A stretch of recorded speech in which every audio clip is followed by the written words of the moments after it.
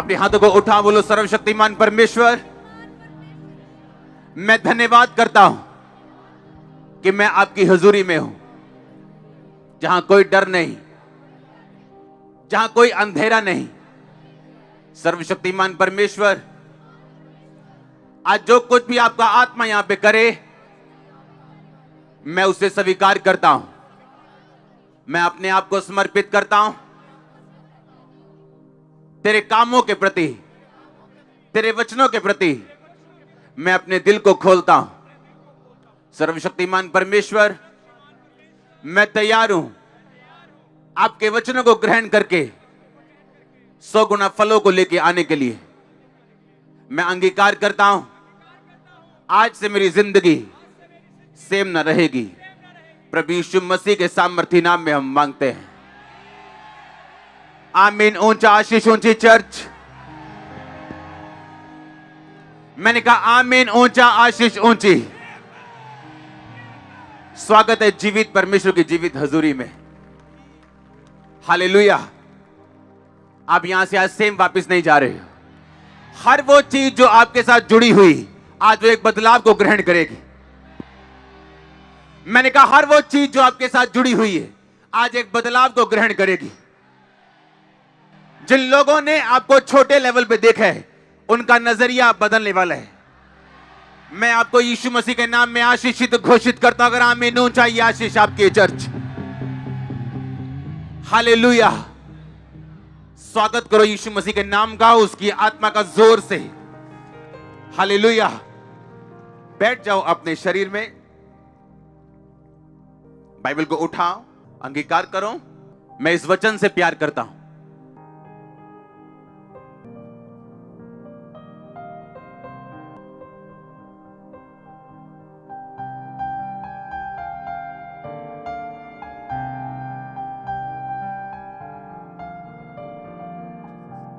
प्रभु यीशु मसीह के नाम में हम मांगते हैं।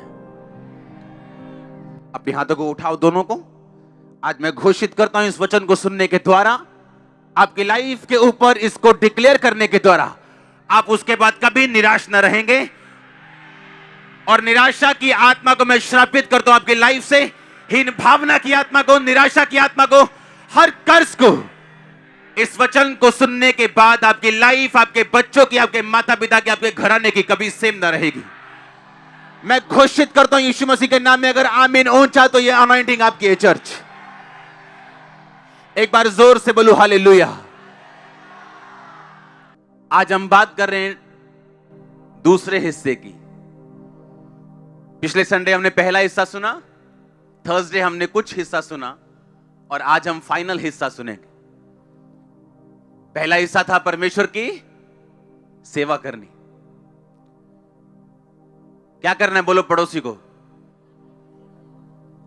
इसका रीजन मैं बताता हूं, मैंने आपको क्यों कहा था ये। कुछ मैंने आपको पिछले हफ्ते बताया, एग्जैक्ट रीजन क्या है उसका मैं आज आपको बताऊंगा कि क्यों मैंने आपको बोला अपनी सेवा करनी। आप जो सुनने जा रहे हो बड़े ध्यान से सुनना। एक क्रिश्चियन प्रोडक्ट है, एक मसीही वही बनता है जो वो डिक्लेयर करता है। इस बात को लिख के अपने दिल पे छाप लेना। एक मसीही वही कर सकता है जो वो घोषित कर सकता है। आप कल वहीं जा सकते हैं जो आप घोषित कर सकते हैं। अब ध्यान से सुनना, मैंने क्यों कहा आपको सेवा करनी जरूरी है। क्योंकि इस घोषणा को करने से पहले अगर आपका बेस राइट नहीं है, तो मेरा यह वचन सुनाने का कोई भी फायदा मुझे नहीं होता, क्योंकि यह वचन सिर्फ 10% लोगों की लाइफ में काम करता। परमेश्वर ने मुझे कहा मैं आपको यह क्लियरली बताऊं, अगर आप अपनी लाइफ में घोषणा नहीं कर सकते, आप उस जगह पहुंच भी नहीं सकते। याद रखो, हम आत्मा के अनुसार चलाए जाएंगे, ना कि उन रीति रिवाजों के अनुसार जो हमारे बाप दादाओं से चलती आ रही, या उस समझ के अनुसार जो संसारिक है, या जो बुद्धिजीवी लोग बोलते। ऐसा मैंने क्यों कहा, इसका रीजन है, आप अपनी घोषणाओं से ऊपर कभी नहीं जा सकते। आप चाहे लाख स्पिरिचुअल हों, आप प्रार्थना करने वाले हों, आप वचन पढ़ने वाले हों, आप पवित्रताई में रहने वाले हों, अपनी घोषणा से ऊपर आप कभी नहीं जा सकते। ये मेरी घोषणा थी बाय फेथ कि हम लाखों में यहां पे बैठे होंगे। ये मेरी घोषणा थी कि टीवी पे लोग मुझे देखेंगे लाखों में, और मैं अभी भी घोषणा कर रहा हूं वो करोड़ों देखेंगे। सुनो, घोषणा, डिक्लेरेशन। गोलियत ने कहा, आज तुम मुझे क्या कुत्ता समझता है कि लाठी लेके मेरे पास आया? दाऊद, आ इधर, मैं तेरा शरीर चिथड़े चिथड़े कर दूंगा, तेरा खत्म कर दूंगा तुझको। लोग बोलते चुप रहो, छड्डो जी, आपा की कहना। दाऊद ने यह नहीं कहा हां मैं अभी चुप रहूंगा, पहले मैं इसको मार लूं फिर मैं मुंह खोलूंगा। उसने पहले क्या खोला? उसने पहले मुंह खोला और बोला कि यहोवा के नाम में जो यहोवा मुझे शेर और भालू से छुड़ाता आया, आज उसके नाम में मैं बोलता हूं, मैं तेरा ही सिर तेरी तलवार से, तेरे धड़ से अलग कर दूंगा। घोषणा। जब उसने घोषणा की, उस काम को करने की सामर्थ्य उसी टाइम दाऊद के अंदर एंटर कर चुकी थी। अब घोषणा करने के बाद उसका शरीर बदल चुका था, डर खत्म हो चुका था, डिवाइन ईश्वरीय स्ट्रेंथ आ चुकी थी, और गोलियत को ऐसे ऐसे मारने की बजाय, लिखा वो सामने गया, उसकी ओर भागा और उसको मारा, और उसके माथे पे लगा, एक ही पत्थर में चित हो गया। सुनो मेरी बात, वो गोलियत कैंसर हो सकता है, वो गोलियत बीमारी हो सकती, बांझपन हो सकता है, गरीबी हो सकती, लेकिन एक बात याद रखो, बिना घोषणा किए आपकी लाइफ से वो कभी नहीं जाएगा। मैंने क्यों कहा था मालूम आपको, पिछले संडे आपको सेवा करनी है? क्योंकि हर एक पॉजिटिव घोषणा जो बाइबल कहती है आपके लिए है, वो केवल उन लोगों के लिए है जो परमेश्वर की सेवा करना चाहते हैं और परमेश्वर के साथ पूरी तरह से जुड़े हुए हैं, जो सिर्फ इसलिए नहीं आए कि आज बड़ी मीटिंग है, अच्छा ऑयल मिल जाएगा। वो हर संडे प्रभु की हजूरी में खुदावंद के साथ पूरी तरह जुड़े हुए हैं और पूरी तरह से परमेश्वर के साथ अटैच्ड हैं, पवित्रताई में, प्रार्थना में, और कहीं ना कहीं खुदा की सेवा कर रहे हैं। क्योंकि सेवा करने के लिए आपको पुलपट पे आने की जरूरत नहीं। आप कंप्यूटर मैन हैं, आप हफ्ते में 2 घंटे चर्च को दे सकते हैं, आप हफ्ते में 4 घंटे इवेंजलिज्म करने जा सकते हैं। सेवा करने का मतलब यह है कि जब आप सेवा में जाते, जैसे बाइबल में एक वचन लिखा, परमेश्वर ने कहा मैं तुमको बुखार से पीड़ित करूंगा, मैं तुमको टीबी से पीड़ित करूंगा, ये वचन है बाइबल में। अब ये घोषित कर सकते हो आप अपनी लाइफ के ऊपर, मैं तुम्हें छोटा कर दूंगा, तुच्छ कर दूंगा। ये वचन घोषित करने वाला नहीं है ना। कौन सा वचन घोषित करने वाला है फिर? ये कौन डिसाइड करेगा? आपकी मर्जी डिसाइड करेगी क्या कि ये वचन मुझे अच्छा लग रहा है, ये मैं घोषित करूंगा? ऐसा नहीं है, ये रॉन्ग चीज है। एक बंदा जो यहां पे बैठा हुआ और टाइथ नहीं देता और बोता नहीं है, वो ये वचन पौलुस का घोषित नहीं कर सकता कि मेरा परमेश्वर मेरी हर घटी को महिमा सहित मसीह यीशु में पूरा करेगा। क्यों? क्योंकि पौलुस ने वो वचन उस कलीसिया को लिखा था जो बोने में बड़ी नंबर 1 थी, और जिसके बोने से बड़ी कलीसियाएं खुले थी, बड़े काम हुए थे खुदाबंद के। और इसीलिए मैंने कहा, जब आप सेवा में जाओगे तब आप ना तो पैसा अपना रखोगे परमेश्वर से दूर, ना तो शरीर रखोगे, ना तो टाइम रखोगे, ना पाप अपनी लाइफ में रखोगे। जब आप सेवा में चले जाओगे तो बाइबल का हर वो वचन, चाहे वो यशाया में लिखा हो, चाहे नए नियम में लिखा हो, जो परमेश्वर ने पॉजिटिव बोला है, तब आप हकदार बनते हो उस वचन का अंगीकार करने के लिए। अगर एक बंदा व्यभिचार में फंसा हुआ है, वो परमेश्वर की सेवा नहीं कर रहा, वो अपने शरीर की सेवा कर रहा है, वो शैतान की सेवा कर रहा है। लेकिन जब तुम वेश्या के साथ, किसी लड़की के साथ एक अंग हो जाते हो, तो तुम उसी के साथ एक तन हो गए, सब कुछ खत्म हो गया, अब तुम परमेश्वर के साथ नहीं रहे हो। हालेलुया। अब तुम कैसे कह सकते हो मैं परमेश्वर की सेवा करता हूं? तुम तो परमेश्वर की सेवा नहीं करते, क्योंकि परमेश्वर की सेवा करने के लिए तुम्हें अपना तन, मन, धन सब कुछ पवित्र करके परमेश्वर के सामने रखना पड़ेगा। और जब तुम सेवा में चले जाओगे तो बाइबल बताती है, वो पॉजिटिव वर्ड्स जो बाइबल में लिखे गए, आप उन्हें समझोगे कि वो मेरे लिए लिखे गए, और आप उन्हें क्लेम कर सकते हो और डिक्लेयर कर सकते हो। आप जानते हैं दूसरी बात, मैंने अब क्यों कहा कि आपको अंगीकार करना जरूरी है। वीरवार मैंने बताया था कन्फेशंस एंड डिक्लेरेशन, यानी अंगीकार करना और घोषित करना। घोषित करना मैं आज आपको सिखा रहा हूं, वीरवार मैंने सिखाया था आपको अंगीकार करना जरूरी है। क्यों मालूम, क्यों अंगीकार करना जरूरी? मान लो एक विश्वासी है, वो वचन सुन रहा है, अगर मैं अकेला आपको यह बताता आज की घोषणा करनी है, अगर मैं आपको कन्फेशंस ना बताता, अगर सेवा करनी ना बताता, अकेला ये बताता अच्छा घोषणा करो रोज ये बातें हो जाएंगी। अब वो घर में जा रहा है, घोषणा कर रहा है कि सब बातें मिलकर भलाई को पैदा करती जो मसीह, हाँ सब घोषणाएं, उसके कोड़े खाने से मैं चंगा हो चुका हूं, जिस आत्मा को यीशु मसीह ने मुर्दों में से जी उठाया वो मुझ में अगर वास करता है मेरे शरीर को जी उठाएगा, सब घोषणाएं कर रहा है। पर बाहर आके जैसे उसकी ताई पूछती है, ओए तू चर्च जाना है ना ताई, उन घोषणाओं का कोई फायदा नहीं। घोषणा एक ऐसी स्थिति आ चुकी है, एक ऐसा पॉइंट आ चुका है आपकी लाइफ की, ऐसी पोजीशन है जहां से आप घोषित करोगे कि मैं नंबर 1 होने वाला हूं, तो आप नंबर 1 होंगे। पर उस लाइन तक, उस पोजीशन तक पहुंचने से पहले यह पार करना जरूरी है। इसलिए मैंने कहा अंगीकार करना जरूरी। क्यों? जब आप अंगीकार करते हो कि परमेश्वर मेरा परमेश्वर है, यीशु मसीह मेरा परमेश्वर है, और लिखा जब तुम मनुष्यों के सामने उसे मान लोगे, मुझे लोगों के सामने मेरा अंगीकार करोगे, मैं दूतों के सामने तुम्हारा अंगीकार करूंगा। सुनो इसका मतलब क्या?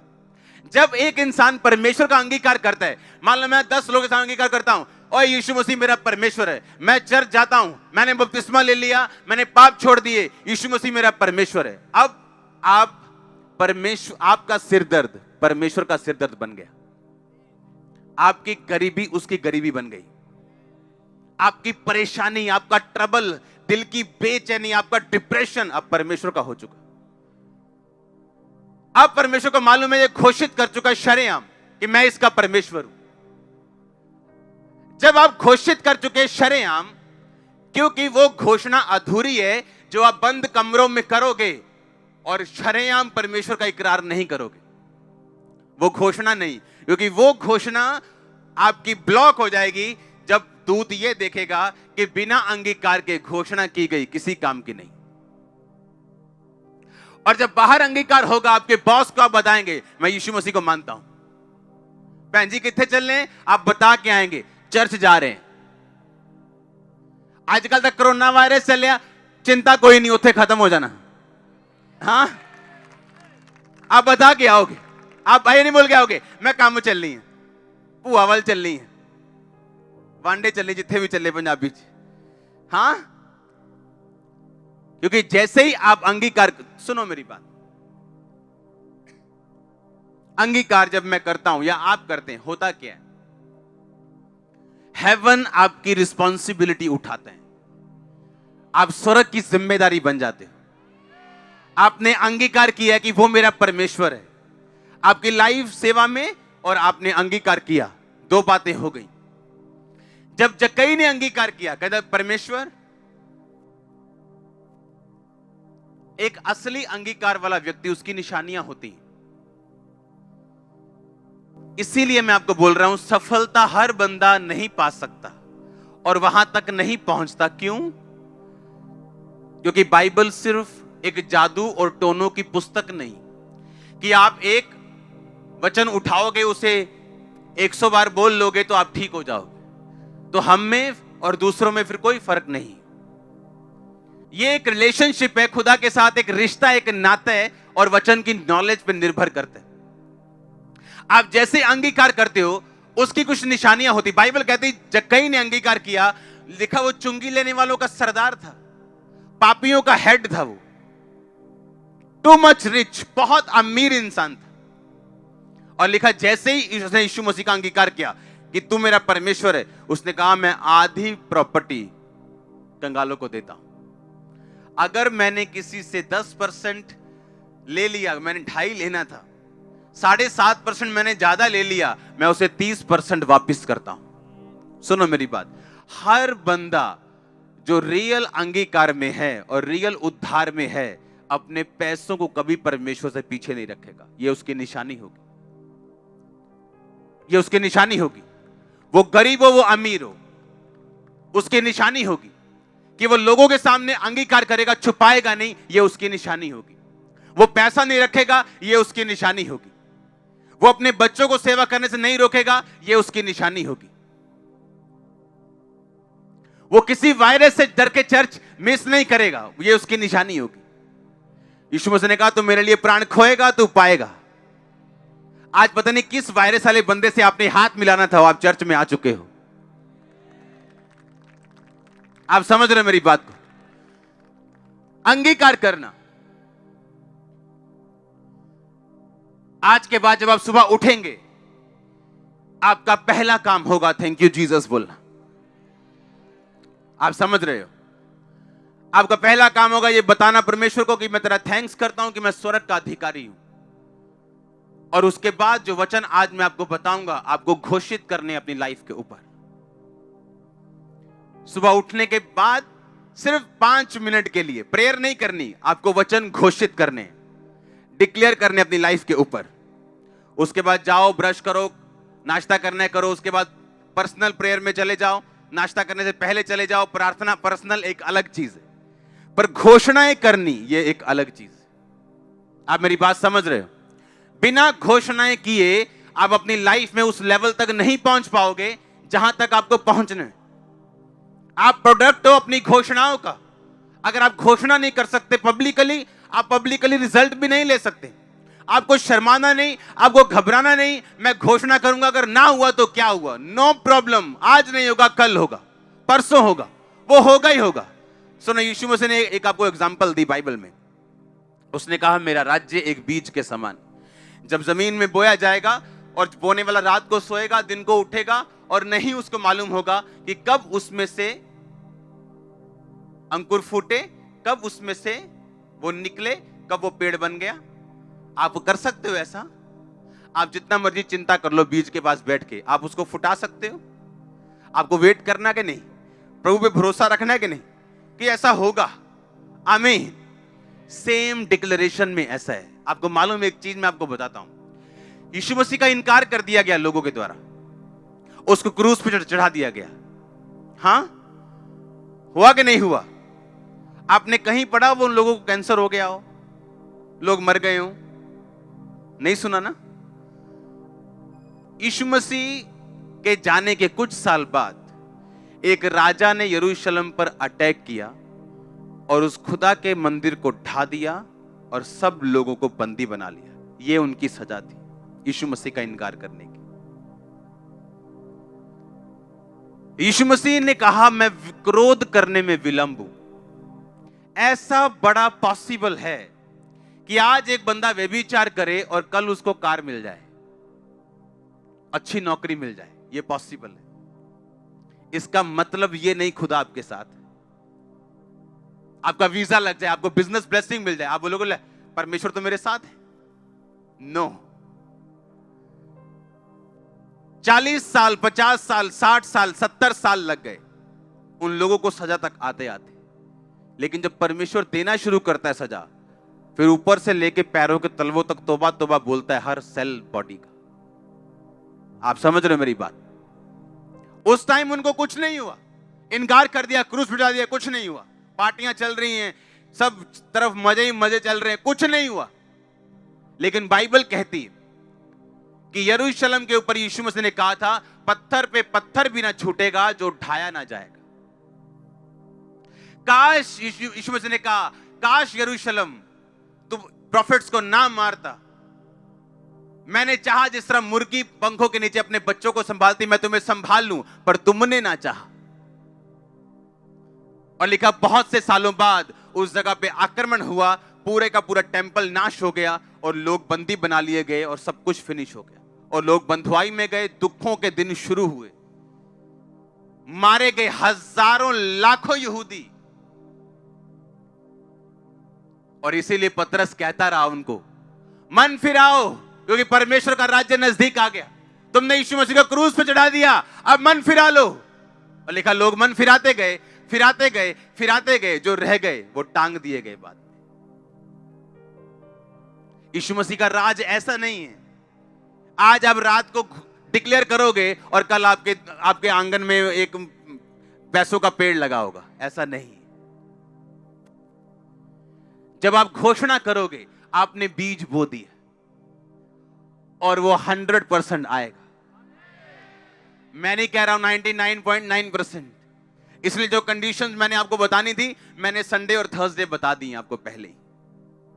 अगर उनको आप फॉलो करते हो, सेवा करते हो, अंगीकार करते हो, कुछ भी प्रभु के लिए रख नहीं छोड़ते, पाप में नहीं रहते हो, मैंने कहा जो आप बोलोगे, जो आप डिक्लेयर करोगे, वो एक बीज है आपकी लाइफ के लिए। सबको जय मसीह की। मैं जतिन बब्बर और आप देख रहे हैं मसीह परिवार चैनल। जैसे कि आप सब जानते हैं कि मैं इस चैनल पे प्रभु के अलग अलग दासों की वीडियोस डालता हूं, तो अगर आपको हमारा चैनल अच्छा लगता है तो आप इस चैनल को ज़्यादा से ज़्यादा सब्सक्राइब जरूर करें, ताकि आप प्रभु के वचन को सुन सके। वीडियोस को ज़्यादा से ज़्यादा शेयर करें, ताकि जिन लोगों तक वचन नहीं पहुंचा उन तक भी वचन पहुंच सके। सबको जय मसीह की। एक बार मैं आपसे दोबारा कहूँगा कि इस चैनल को सब्सक्राइब जरूर करें और वीडियोस को ज़्यादा से ज़्यादा शेयर करें। जय मसीह की।